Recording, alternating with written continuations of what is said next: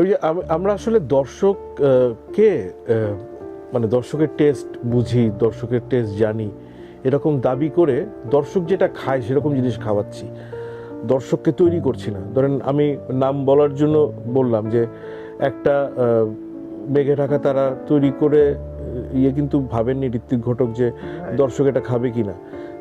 এখন ওই ছবিগুলি দেখে যে দর্শকগুলো তারা ইনভেন্ট করে যারা এটা কি বানিয়ে গেছে, বা একটা কোমল গান্ধার উনি যে বানিয়ে গেছেন তখন চিন্তা করেননি সেটা সময় দর্শক দেখবে কিনা।